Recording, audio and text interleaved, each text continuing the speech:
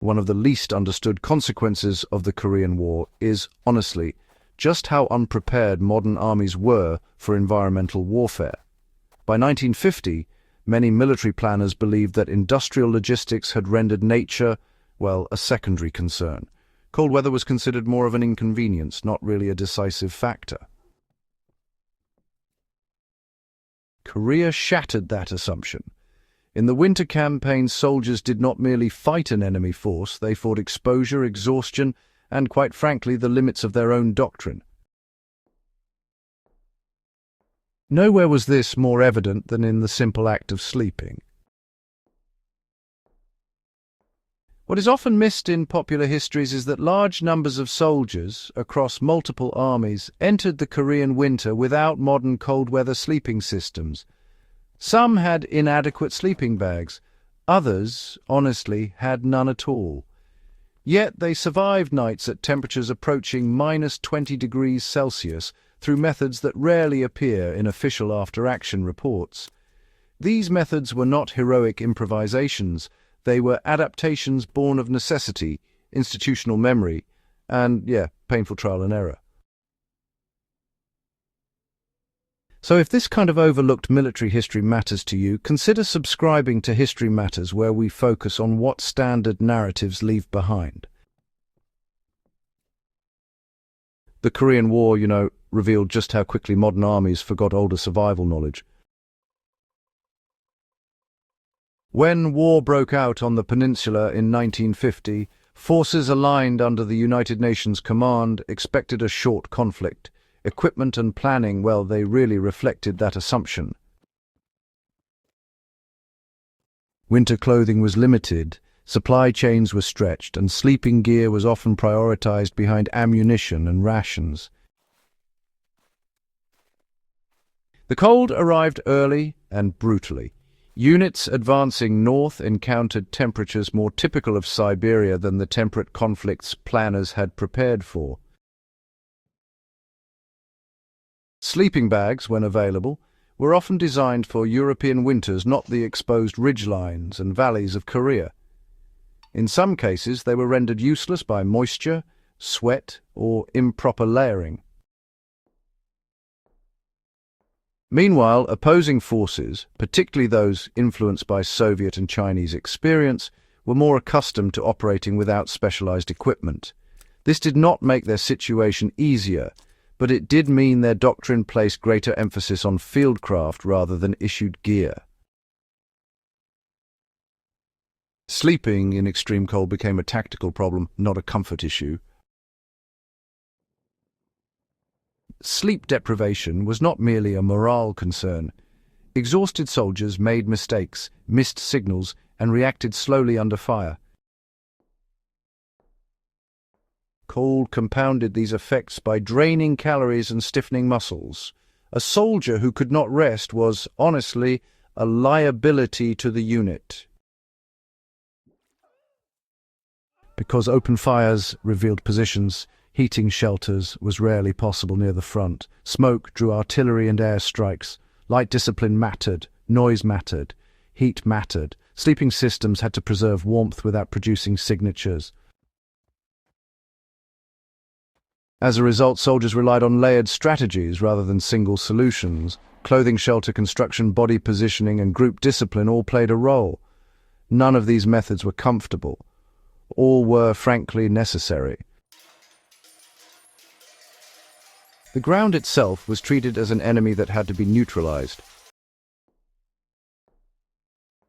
One of the first lessons relearned in Korea was that cold rises from the ground faster than it falls from the air. Soldiers sleeping directly on frozen earth lost heat rapidly, no matter how well dressed they were. To counter this, troops scavenged insulation wherever possible. Pine branches, straw, rice sacks, cardboard, and even spent ration packaging were layered beneath bodies. The goal was not softness, but separation from frozen soil. Units that failed to do this, well, they experienced higher rates of cold injury and exhaustion. This practice echoed older infantry manuals that had been largely ignored after World War II. Korea forced their rediscovery, and in later decades this understanding would, influence cold weather doctrine across NATO forces. Body heat was pooled because individual survival was honestly less reliable. In extreme cold, isolation was dangerous. Soldiers learned to sleep in close proximity, sometimes in shared shelters barely large enough to turn over. Heat from multiple bodies raised ambient temperature just enough to prevent hypothermia. This was not a matter of camaraderie, it was physics. Units that enforced spacing for comfort often paid for it in medical evacuations. Those that accepted discomfort reduced casualties. These practices were common among troops influenced by Chinese People's Volunteer Army doctrine, where long-term exposure and minimal equipment were expected conditions of warfare. Western forces gradually adopted similar measures, though often informally. Clothing was worn incorrectly by design, not by accident.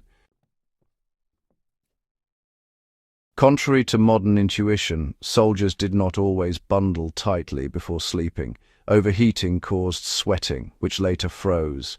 Experienced troops learned to regulate insulation carefully, loosening garments before sleep and tightening them during sentry shifts.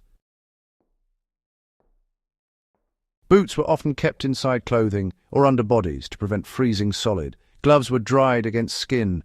Wet socks were rotated whenever possible.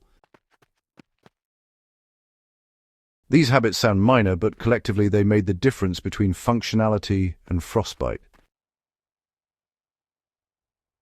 The lack of sleeping bags forced soldiers to treat their clothing system as their primary survival tool. This lesson would later influence modular layering systems introduced during the Cold War.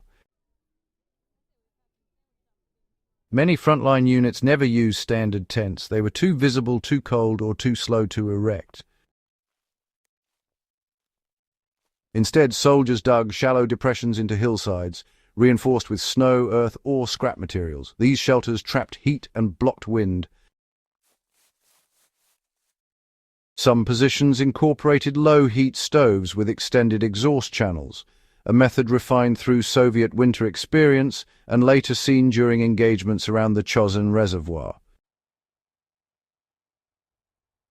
Even when stoves were unavailable, shelters were oriented to reduce exposure and retain warmth. The effectiveness of these methods depended on discipline. Poorly built shelters collapsed or flooded during thaws. Well-built ones saved lives. What these adaptations revealed about doctrine was uncomfortable but necessary. The Korean War exposed a gap between technological confidence and environmental reality. Armies that assumed equipment would compensate for conditions suffered disproportionately when that equipment failed or, never arrived. In response, post-war doctrine shifted, cold weather training expanded, survival manuals were rewritten. Sleeping systems became modular, redundant, and tested under realistic conditions. The lessons learned without sleeping bags informed designs that soldiers would later take for granted. This was not innovation born in laboratories, but correction born in hardship. Remembering these experiences matters because the conditions that created them still exist. Extreme cold has not disappeared from modern warfare or disaster response. Technology has improved, but, supply chains remain fragile and environments remain indifferent to planning assumptions. The soldiers who survived Korean winters without sleeping bags did so by, rediscovering fundamentals, insulation, discipline, and collective adaptation. Their experience reminds us that, honestly, survival is not guaranteed by equipment alone. If you value this kind of careful, grounded historical analysis, do consider subscribing to History Matters and, share this video with others who appreciate history that goes beyond battles and into the realities of endurance. These stories matter because they explain not just how wars were fought, but how people stayed alive long enough to fight them.